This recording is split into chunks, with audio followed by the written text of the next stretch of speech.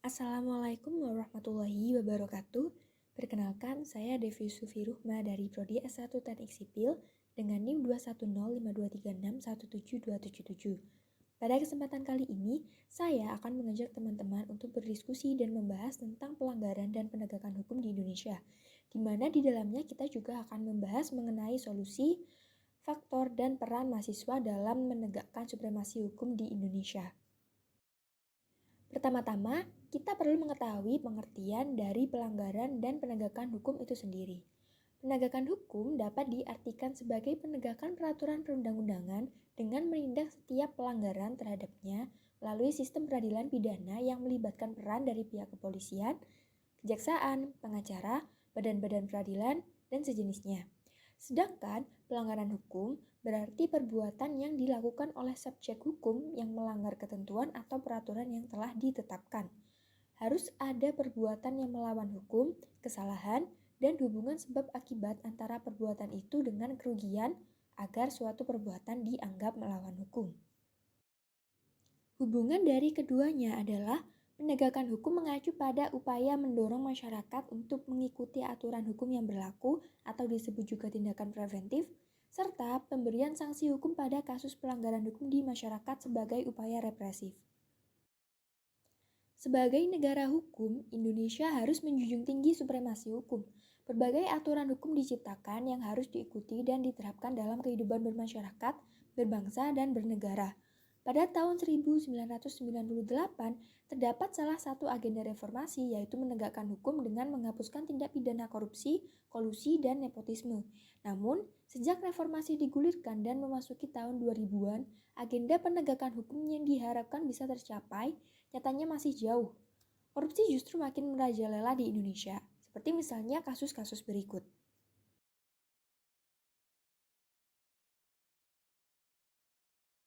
Dan masih banyak kasus-kasus lain dari sepanjang tahun 2000-an hingga sekarang. Kasus-kasus korupsi tersebut menjadi pelanggaran hukum dengan merugikan negara dan masyarakat serta berkhianat atas kewenangannya. Namun, apakah kasus-kasus pelanggaran hukum tersebut ditindak dengan tegas di Indonesia? Yuk lanjut ke pembahasan selanjutnya mengenai penegakan hukum di Indonesia.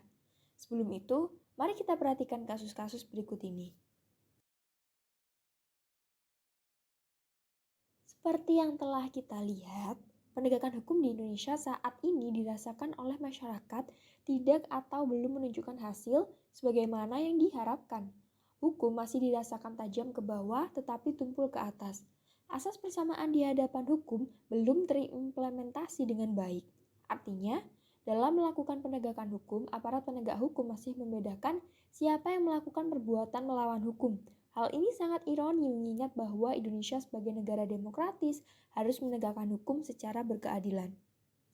Untuk itu, penegakan hukum di Indonesia perlu diperbaiki untuk semua subsistem hukumnya, yaitu substansi hukum, struktur hukum, dan budaya hukum agar berkeadilan.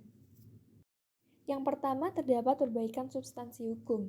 Pembentukan hukum harus terhindar dari kepentingan politik dan kepentingan dunia usaha. Pembentukan hukum harus benar-benar untuk menyalurkan aspirasi masyarakat, memberikan perlindungan hukum dan keadilan bagi masyarakat, bukan untuk kepentingan politik kelompok tertentu, apalagi kepentingan ekonomi atau kepentingan dunia usaha. Pembaruan substansi hukum yang berorientasi pada kepentingan masyarakat, perlindungan hukum, dan keadilan bagi masyarakat diharapkan dapat meningkatkan penegakan hukum. Yang kedua ada perbaikan struktur hukum. Perbaikan struktur hukum dapat dilihat dari penegak hukum yang mampu menjalankan tugasnya dengan jujur, adil, dan mempunyai integritas yang tinggi. Aparat penegak hukum dalam memahami dan menjalankan aturan harus berlandaskan pada prinsip nilai-nilai kemanusiaan dan keadilan yang hidup dan berkembang dalam masyarakat. Dan yang terakhir dapat dilakukan dengan perbaikan budaya hukum.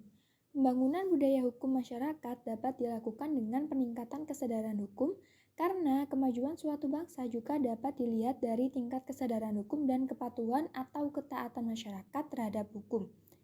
Peningkatan kesadaran hukum ini dapat dimulai dari diri sendiri dengan jiwa demokratis dan juga dapat ditumbuhkan dengan sosialisasi-sosialisasi yang dilakukan terhadap masyarakat, sehingga menimbulkan kesadaran hukum di mana kesadaran hukum itu sendiri merupakan suatu kesadaran yang ada dalam kehidupan manusia untuk selalu patuh dan taat pada hukum. Untuk mengatasi berbagai permasalahan dalam penegakan hukum di Indonesia, perlu juga diketahui tentang faktor-faktor yang mempengaruhi penegakan hukum. Sebagaimana dikutip dari Jurnal Muryani Surjono Sukanto 2017, menjelaskan bahwa ada 5 faktor yang mempengaruhi penegakan hukum, yaitu pertama, ada faktor hukum, yaitu faktor penegakan hukum yang berkaitan dengan aturan hukum. Aturan ini merupakan titik awal dalam proses penegakan hukum.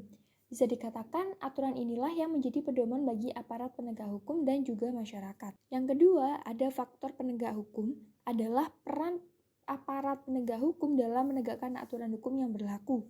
Faktor ini juga meliputi bagaimana para aparat bisa menegakkan aturan hukum sesuai dengan tugas dan penggunaan wewenang yang tepat.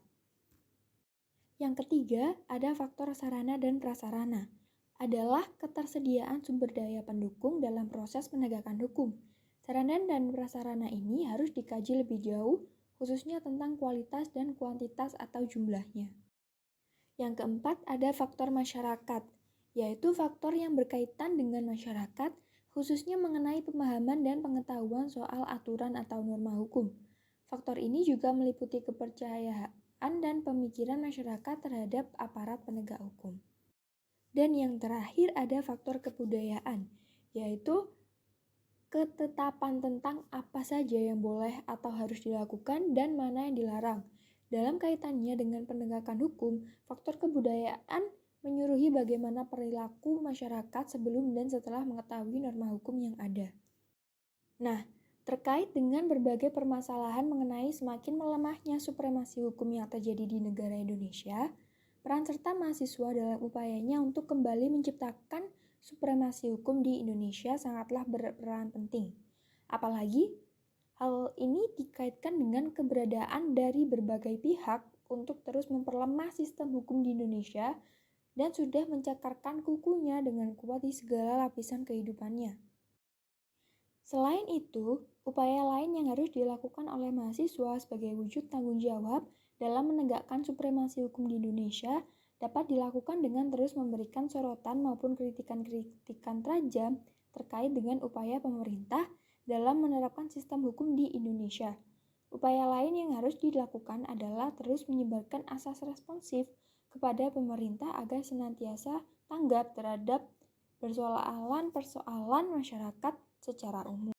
Pemerintah harus memenuhi kebutuhan masyarakatnya, bukan menunggu masyarakat menyampaikan aspirasinya, tetapi pemerintah harus proaktif dalam mempelajari dan menganalisa kebutuhan masyarakat. Jadi, setiap unsur pemerintah harus memiliki dua etika, yaitu etika individual yang menuntut pemerintah agar memiliki kriteria kapabilitas dan loyalitas profesional, dan etika sosial yang menuntut pemerintah memiliki sensitivitas terhadap berbagai kebutuhan publik. Sekian pembahasan yang dapat saya sampaikan. Bila terdapat kesalahan kata, saya mohon maaf yang sebesar-besarnya. Terima kasih, sampai jumpa di lain waktu.